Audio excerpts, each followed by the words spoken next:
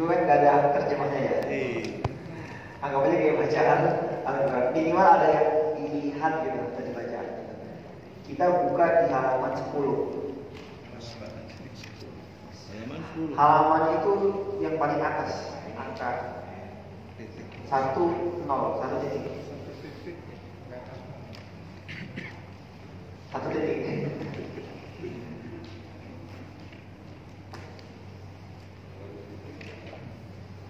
Ketemu nggak Pak? Ketemu ya?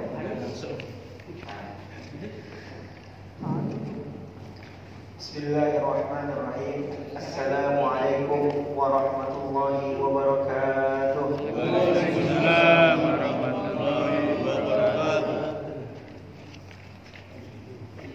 Nahmaduhu wa nusalli wa nusallimu ala rasulihil karim wa ala alihi wa ashabihi ajma'in. Subhanaka la ilma lana illa ma 'allamtana innaka antal alimul hakim.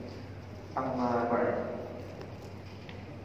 Qala Allah ta'ala fi kitabil karim. A'udzu billahi minasyaitonir rajim.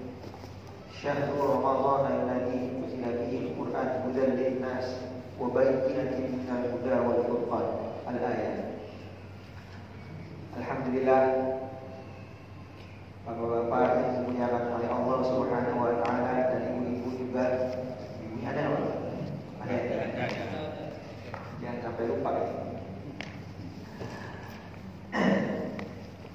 Kita masuk di pertemuan kedua mengenai pembahasan keutamaan ataupun tujuan mengenai puasa.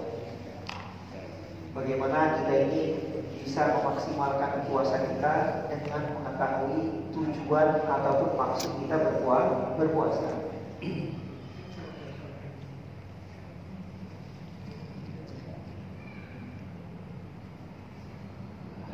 Paling atas Pak, makna yang paling atas sebelah kanan ya.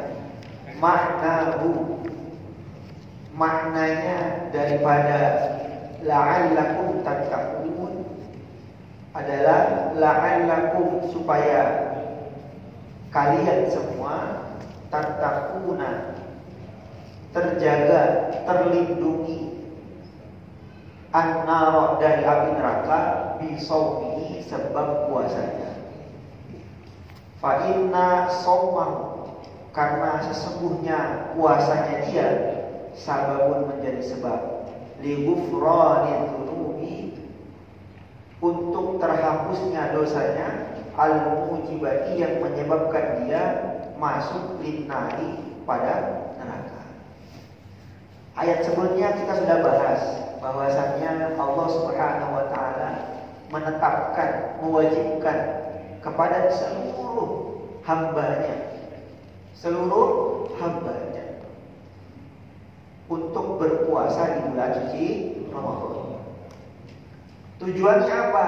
La'allakum tattaqun, supaya kita menjadi pribadi yang bertakwa. Pribadi yang bertakwa di sini seperti apa?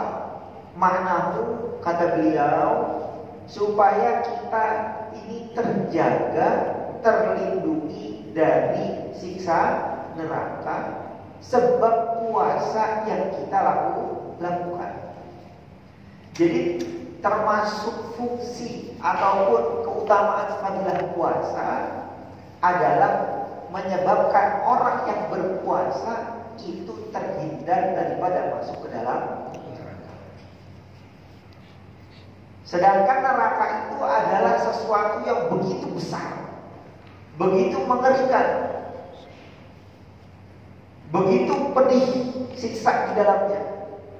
Kalau kita merasa puasa itu menyebabkan kita terhindar daripada adab neraka, maka ini puasa ujian atau nikmat Pak? Ujian atau nikmat? Sekarang orang menjadikan puasa itu sebagai halangan. Kenapa sih harus puasa? Akhirnya apa? Puasa menjadi beban. Belum Ramadan udah lemes, kerasa laparnya bagaimana.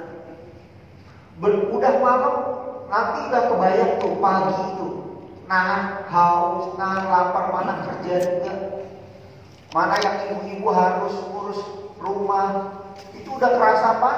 Susah. Sehingga dengan kejadian tersebut menyebabkan otak kita berpikir puasa itu menjadi beban. Padahal sejatinya ibadah-ibadah yang Allah tetapkan kepada seluruh hamba-Nya itu bukan menjadi beban buat dia. Justru itu adalah rahmat ataupun sesuatu yang akan memberikan kebaikan dia di dunia ataupun di akhirat. Kenapa orang sholat berat? Kenapa orang baca Quran berat? Kenapa orang baca puasa berat? Kenapa? Karena merasa ibadah itu adalah. Maka jangan sekali sama sekali kita jadikan ibadah 24 jam itu sebagai tahajud apa aja, tahajud tengah malam bangun, ngantuk-ngantuk, sahur lagi makan. Mana ada orang nafsu makan bangun tidur, Pak? Coba. Gak ada. Akhirnya apa? Sahur lupa. Tasaharu, di apa, Pak? Di sini, Pak ya. Tasaharu fa'inna bis-sahuri barokah. Sahurlah kalian semua, sahurlah kalian semua. Itu yang ngomong bukan, aslinya ngomong itu bukan cuma Bilal sini, tapi itu sabdanya baginda Rasulullah SAW yang Allah sampaikan, yang beliau sampaikan langsung dari Allah Subhanahu wa Ta'ala melalui wahyu. Mananya apa? Seberat-beratnya puasa, seberat-beratnya sahur, itu pasti mengandung kebaikan yang gak kita tahu. Maka para alim ulama itu mengatakan seperti ini, Pak. Ini nanti kita akan baca segudang, sejuta, bahkan saya bilang 1 miliar daripada kebaikan puasa. Nanti kita akan baca semua. Maka para alim ulama itu membuat permisalan. Orang itu kalau masuk di bulan suci Ramadan itu seperti masuk ke dalam sebuah gua. Yang di dalam gua itu betul-betul gelap. Di dalam gua itu betul-betul terjal. Di dalam gua itu betul-betul dia tidak bisa